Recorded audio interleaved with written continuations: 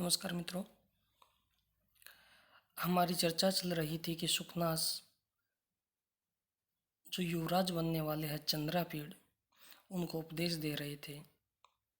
तो अब गुरु को के उपदेश की महत्ता को बताते हुए सुखनास कहते हैं कि गुरु उपदेशश्च नाम पुरुषाणाम अरिवलमल प्रक्षालन क्षमम अजल स्नानम।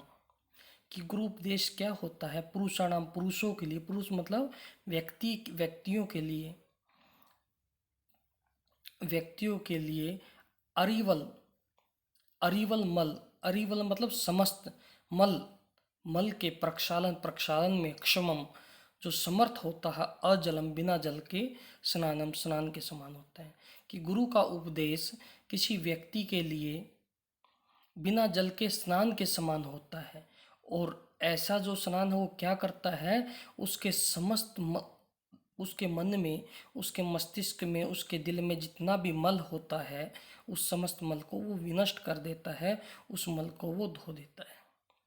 अनुपजात पलितादि वैरूप्यम अजरम वृद्धत्वम। कि अनुपजात न किए जाते हुए या बिना उत्पन्न किए, पलित आदि वैरूप्यम, पलित आदि बालों का पक जाना इत्यादि विरूपता को पैदा किए बिना, अजरम बिना बुढ़ापे के, वृद्धत्व जो वृद्धत्व ला देता है। कि गुरु का उपदेश जो इंसान के अंदर वृद्धत्व ला देता है, उसके अंदर गंभीरता ला देता है। सामान्य रूप से जो वृद्धत्व आता है उससे क्या होता है कि बाल पक जाते हैं, विरूपता आ जाती है शरीर में और बुढ़ापा आ जाता है। परंतु जो गुरु का उपदेश होता है वो बिना बुढ़ापा लाए, बिना विरूपता लाए किसी भी व्यक्ति में के स्वभाव में गंभीरता ला देता है, वृद्धता ला देता है। अनारोपित में दो दोषो गुरुकरणम, गुरुकरणम गुरुकर्ण कर देता है, भारीपन ला देता है। सामान्य रूप से भारीपन कब आएगा? आरोपित मेद दोषम, कि जब मेदा का दोष हो जाए, किसी का शरीर जो है स्थूल हो जाए, मोटा हो जाए। परंतु गुरु का जो उपदेश होता है वो व्यक्ति में गुरुता ला देता है, उसके गांधीर्य पैदा करता है, उसके वैचारिक रूप से गांधीर्य पैदा करता है। और कैसे? बिना मेदा दोष हुए, बिना मोटापा बढ़ाए। असुवर्ण विरचनम अग्राम्यम करणाभरणम। कि असुवर्ण विरचनम बिना सोने से, सोने के बिना बनाया हुआ, और अग्राम्यम ग्राम्य दोष से जो रहित है, ऐसे कर्णाभरणम ऐसे कान के आभरण के समान होता है। कि कान का आभूषण होता है जिसमें किसी प्रकार का कोई दोष नहीं होता है। आगे देखिए, कह रहा है अतीत ज्योतिरालोक, अतीत बिना ज्योति प्रकाश के, अतीत बिना ज्योति, ज्योति के, ज्वाला के, और आलोक प्रकाश है। कि वो ऐसा प्रकाश है जिसकी कोई ज्वाला नहीं होती, बिना लो का प्रकाश होता है।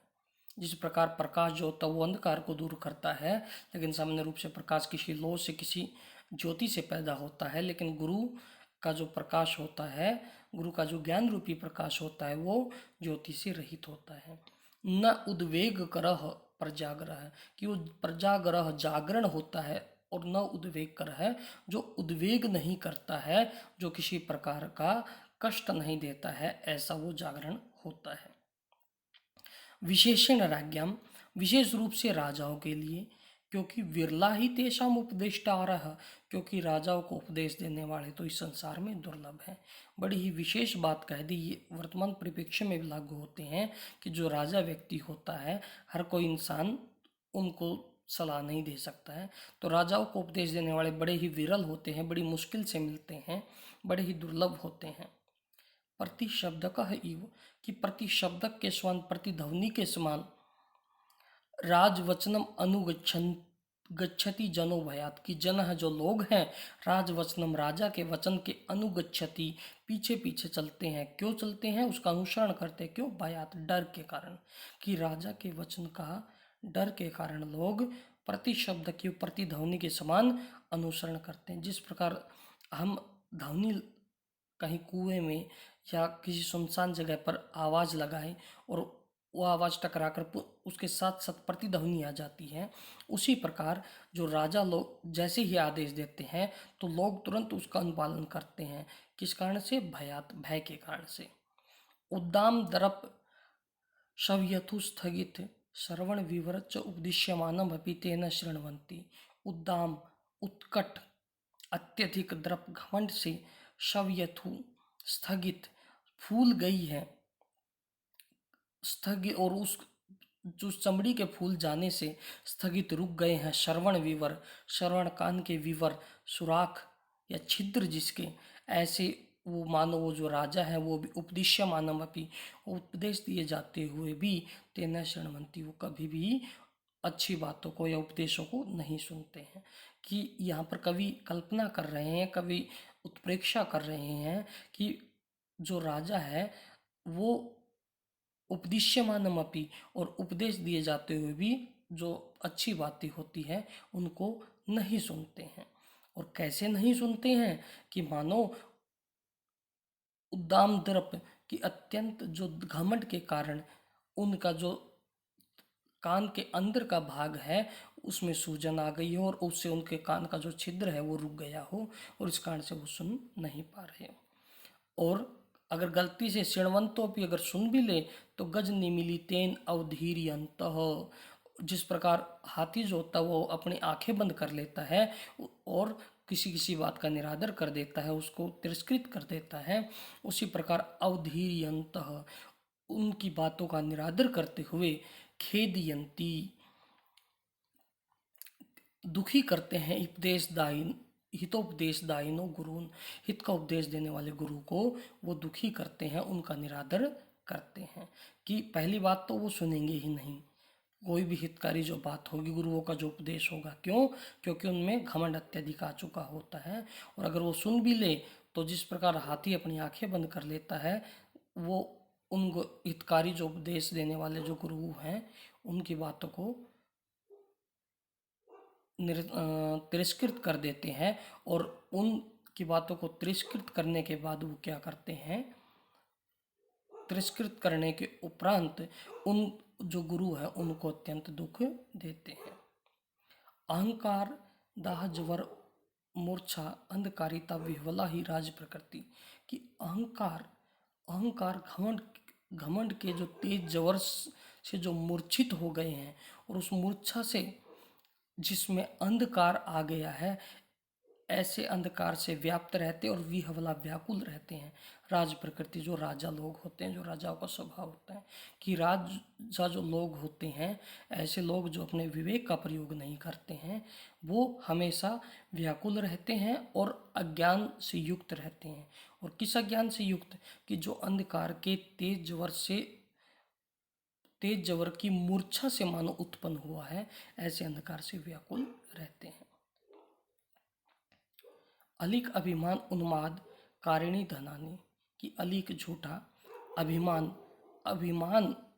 अहंकार और उन्माद कारिणी, और उन्माद को पैदा करने वाले होते कौन? धनानी, जो धन होते हैं। यहाँ शुकनास कह रहे हैं कि जो धन होते हैं वो हमेशा झूठा अभिमान और उन्माद, कुकर्म करने की जो प्रवृत्ति है, बुरा कर्म करने की जो प्रवृत्ति है, उसको पैदा करते हैं।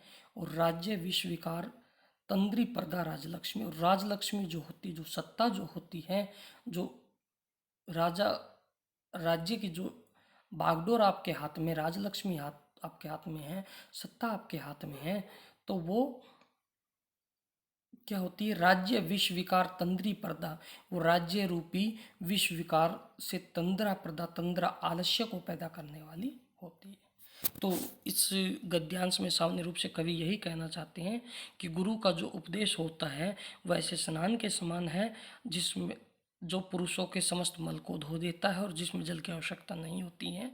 वो ऐसे वृद्धता के समान आपको ऐसी वृद्धता देता है, ऐसी गुरुता प्रदान करता है जिसमें आप सामान्य रूप से वृद्धता जो में विरूपता आ जाती है, बाल पक जाते हैं, लेकिन इसमें नहीं आती है। और ऐसी गुरुता प्रदान करता है जिसमें मोटापा नहीं बढ़ता है, मेदोदोष नहीं होता है। और बिना सोने के बना हुआ और ग्राम्य दोष से रहित आभरण के समान होता है, ऐसे प्रकाश के समान होता है जिसकी कोई ज्योति नहीं होती, ऐसे जागरण के समान होता है जो उद्वेग पैदा नहीं करता। और राजाओं के उपदेशक तो बड़े विरले हैं संसार में, क्योंकि लोग जो राजाओं को उपदेश देने की हिम्मत ही नहीं करते हैं, साहस ही नहीं करते हैं, और वो प्रतिशब्दक के समान, प्रतिध्वनि के समान राजाओं के वचनों का अनुसरण करते हैं। और जो राजा लोग हैं वो भी, अगर कोई उनको उपदेश भी देता है तो उनके उपदेशों को सुनते ही नहीं हैं, और अगर गलती से सुन भी लेते हैं तो वो उनके उपदेशों को तिरस्कृत करते हुए उनको उपदेश देने वाले गुरुजनों को भी दुखी करते हैं, दुख देते हैं। और राजा जो होते हैं वो हमेशा व्याकुल रहते हैं, और उनका जो स्वभाव होता है वो अहंकार से उत्पन्न मूर्छा से हमेशा अज्ञानप्रद होता है और व्याकुल होने वाला होता है। और उसके बाद कह रहा कि जो धन होता है वो झूठे अभिमान को पैदा करता है और उन्माद को पैदा करता है, और राजलक्ष्मी हमेशा ही राज्य विष विकार रूपी तंद्रा को ही प्रकट करती है। अगर इनका ध्यान से देखते हैं,